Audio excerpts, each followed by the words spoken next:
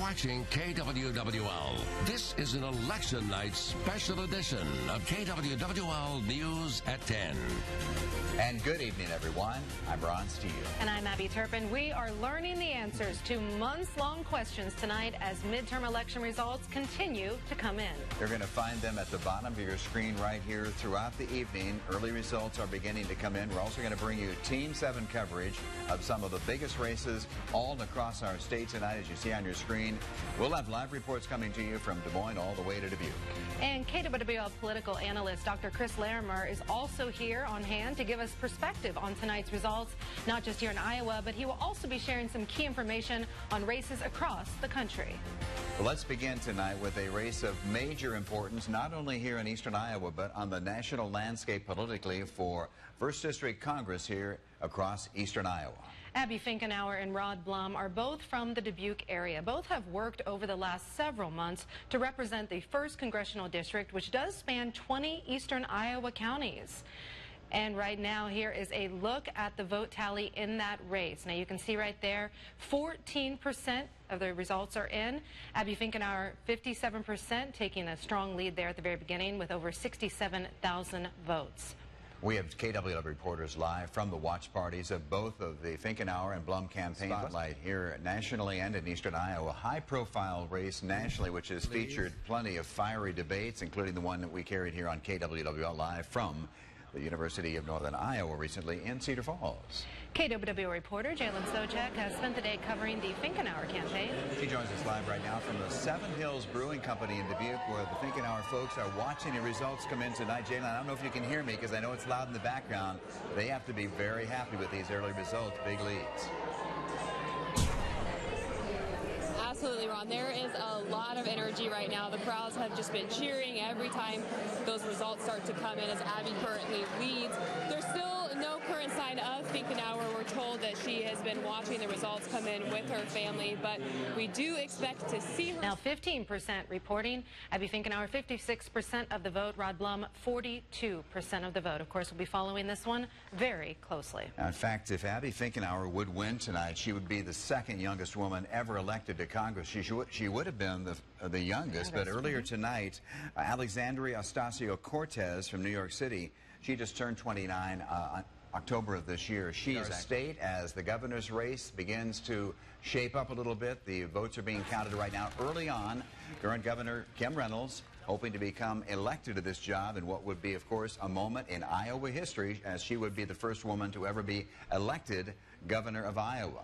So here are the numbers in the early going as we speak right now. This is with 19% of the precincts reporting, and it's a Fred Hubbell lead of 8 percentage points over Governor Kim Reynolds. On top of this race throughout the entire campaign season, right now we have 2 reporters in Des Moines as the results are coming in. Well, first of all, let's go live right now to KWWL reporter Ashley Neighbor. She is with Governor Reynolds' campaign. Well, you can feel the anxiety in the room as all eyes at the Republican Watch Party are on the TVs of Iowa. And let's continue our coverage now on the gubernatorial race. KWW reporter Lauren Moss, she is also in Des Moines. She is following the Hubbell campaign today. Lauren, tell us, set the mood for us right there in that room. What's going on right now? Abby, all eyes are peeled to the 2 TV screens behind me. You can hear them, can't you? Other race for 1st District Congress that we've been talking about. We have other races that are out there. The other 3 congressional districts in Iowa are also all up for grabs here tonight. Now here is a map of how our state is divided up when it comes to the National House on Capitol Hill. The 4th and 2nd districts also have a handful of counties in our viewing area. So right now, let's look at the 4th district. This is Republican incumbent Steve King and Democrat J.D. Scholten against each other.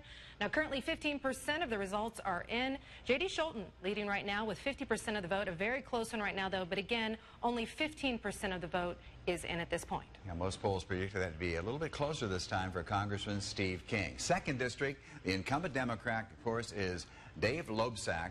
Big lead here tonight over his Republican challenger, Dr. Christopher Peters, in that race for 2nd District Congress. And Dave Loebsack, of course, the professor emeritus of political science over at Cornell College in Mount Vernon. Then the 3rd district, this is a race between Republican incumbent David Young and Democrat Cindy Axne. Right now, 47% is reporting here. So probably this is the race that we have the strongest results that we can report right now. But Cindy Axne, 54% of the vote over David Young with 43%. Cindy Axne carrying close to 120,000 votes. Again, that's 47% reporting. And of course, here locally, a lot of you are very interested in what is happening for the race for Black Hawk County Supervisor. Also a big race in Lynn County we'll talk about here momentarily. But if current Waterloo Police Chief is involved in this race, that's Dan Trelka running for County Supervisor as a Republican right now. Now, remember, the board is 5 members. All are Democrats. Frank Maxima is not seeking re-election, but Craig White is going for another term, his 5th, and he is tied right now with Dan Trelka, both at 36%. Yeshia Baby, the Assistant Black Hawk County Attorney, 28%. 94% of the votes are in this very key Black Hawk County race for County Supervisor. For you is what really mattered in this race? Because, you know, you can analyze for months, is it going to be health care? Is it going to be the state budget in all these different races? Let's specifically focus on the Finkenauer race and the Blum race. What specifically mattered, do you think, to the voter today? Well, I think, you know, we're waiting on some of those results. We have some of the results from some of the exit poll data from the Associated Press that asked about, you know, what were the key issue, or what do you say is the most important issue facing the country? And we have some of those preliminary results. It looks like so far that the economy, healthcare, immigration were some of those key. 29-year-old Abby Finkenauer has won the race for 1st District Congress right here in Iowa. And of course, we want to go ahead and take you right now to the gathering for her party right now. And Jalen Sochek is covering that for us in Dubuque. Hopefully we can get her live right now. She's standing by. I'm sure it's very loud where you're at right now. Jalen, can you hear me? Yes, Abby, I can hear you. All right, good. And tell us what's going on in that room right now.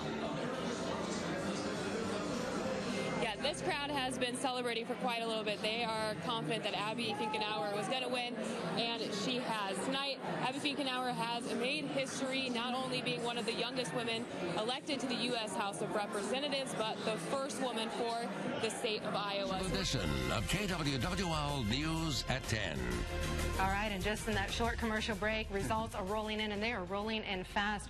Right now, we want to take a look at the old seat that was held by Robert Dvorsky. This is Democrat Zach Walz and Libertarian Carl Cranbeck. They are facing off right now. Here are the results, and they are strong in favor of Zach Walz. As you can see, 79%, and that is 97% of the precincts reporting, or everyone reporting. So I think it's safe to say that Zach Walz will serve in District 37 in the Iowa Senate. Yeah, he was expected to win. That's a really, really heavily Democratic county down there, and so Zach Walz not a surprise there in winning that pretty easily again here tonight. We know a lot of you are interested, of course, in the races for Black Hawk County Supervisor and also for Lynn County. Let's start with Black Hawk County here, and we're electing 2 here tonight with 100% of the results in. Dan Trelka is the top vote getter.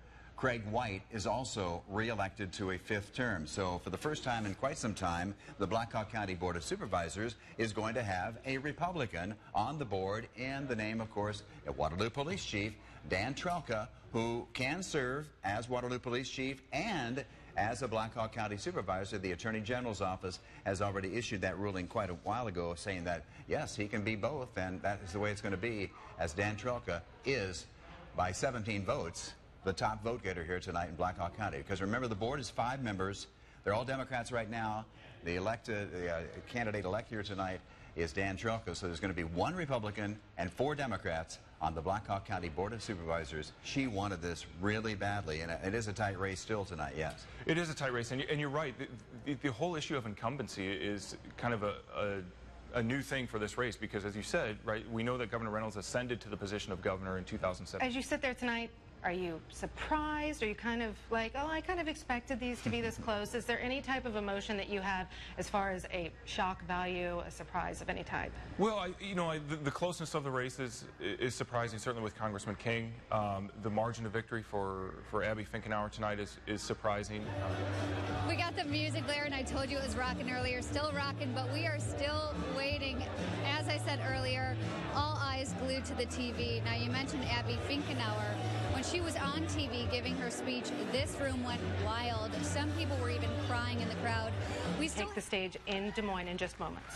History made in Iowa tonight. Governor Kim Reynolds has been elected Iowa governor, the first woman ever elected governor of Iowa. She has a margin of victory right now of about 12,000, a little more than 12,000 votes as Iowans get ready to hear her, I guess we should say, victory speech here tonight. She's in Des Moines tonight, so once again, Kim Reynolds makes history in Iowa on the political scene, becoming the first woman ever elected governor of our great state of Iowa.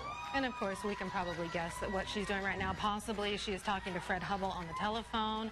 So for those of you just now tuning in, as you know, I think we could call it, when you work in the news business, election coverage 101. You do learn that if the economy is strong on election day, the person that is the governor of that state will be reelected if they're running for reelection. So as things start to get analyzed in the weeks, the months to come, do you think at the end of the day that's going to be because currently our economy is strong? I think that could be part of it, but we're also seeing more and more that the way that people interpret the economy is through their own partisan lens. So partisanship is sort of overtaking everything. The way that people look at every issue, including pocketbook issues like the economy, be more in favor of Congressman King or turn them out because they hadn't voted in the previous midterm but were upset by what they saw in terms of the rhetoric from Congressman King.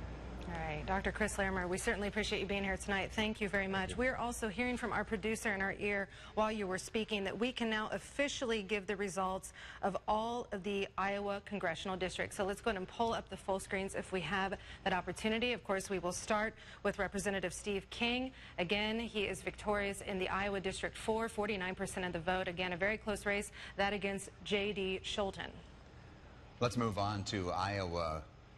The 1st Congressional District, Abby Finkenauer, Democratic State Representative from Dubuque, has scored an upset victory tonight, 51 to 46% over incumbent Republican Rod Blum. She becomes the 2nd youngest woman ever elected to the United States Congress, and she will become the first woman ever elected to Congress from the state of Iowa, or at least the Iowa House, or the U.S. House of Representatives.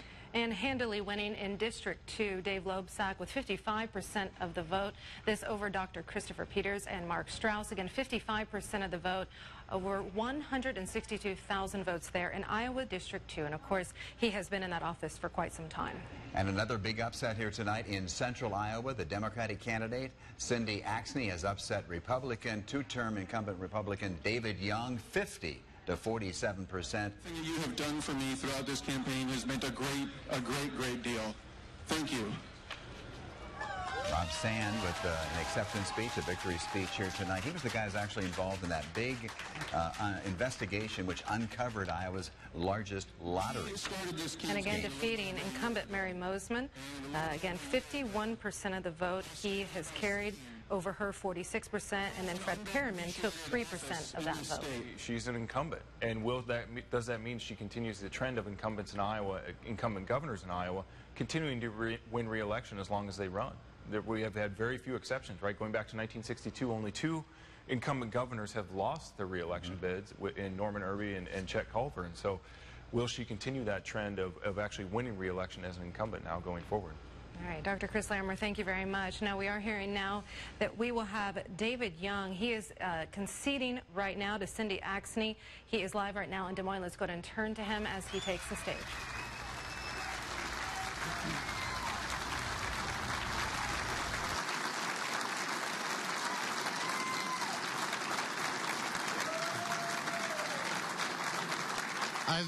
I've met so many incredible people.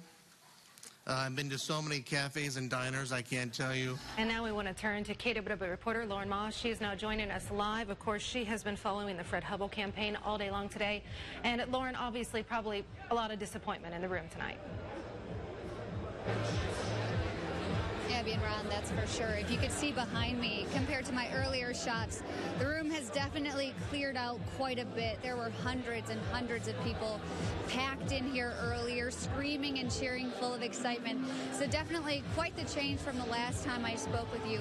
We are expecting Fred Hubble to take the stage at any moment. Of course, took over as Iowa Ag Secretary with the ascension of Bill Northey to the Ag Department out in Washington, D.C. So he wins tonight in what was a really pretty close race, Abby. It certainly was. Tim Gannon, definitely a strong showing there. 47% of the vote he took. Again, this is 93% reporting, but pretty much obviously we can call this race. Mike Naig taking 50%, the incumbent. And we do understand that right now we actually can take a live feed. This is his victory speech. Of our great state. I am so thankful that to have such a great team behind me, including my parents, Terry and Sandra. Stage, I understand. We'll take that live here to see what's going on there. There he is. There he is. Let's hear from Fred Hubble. Thank you, every one of you. You've worked so hard for so long, and so have all these people up here. And it's my sincere hope that in her first full term, Governor Reynolds will listen to those voices loud and clear.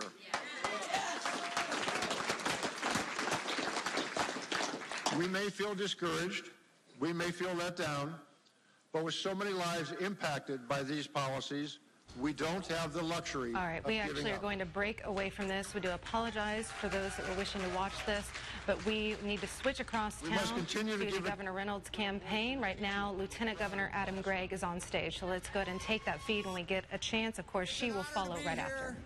It's an honor to serve you in the role of Lieutenant Governor, and it's an honor to serve side by side with our first elected female governor in state history. Once again, Governor Kim Reynolds winning tonight. 94% of the vote is now in, but it is official. She took 50% of the vote over Fred Hubble's 48%. Jay Porter took 2%. Kim Reynolds took 646,766 votes. That is to Fred Hubble's 612,012 votes at this point. Iowa history made tonight. Governor Kim Reynolds, elected governor, the first woman ever to be elected governor of Iowa. She just turned 59 back in August. Her husband, Kevin, been married over 30 years. They have 3 grown daughters, Jennifer, Nicole, and Jessica. They've been married 36 years. And she wanted this tonight so badly. I can tell you that missing piece of her puzzle has been governor, 43rd governor of the state of Iowa, Kim Reynolds.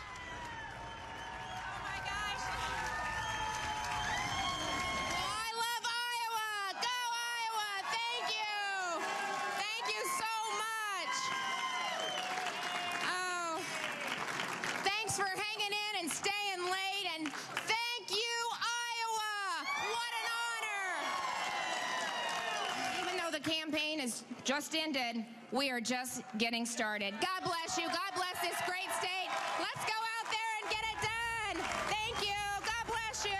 God bless you. There you have it. Iowa's 43rd governor making history again tonight, not only as the first woman governor, now the first female governor ever elected governor of the state of Iowa. Quite a speech there, of course, with her entire family on the stage with her.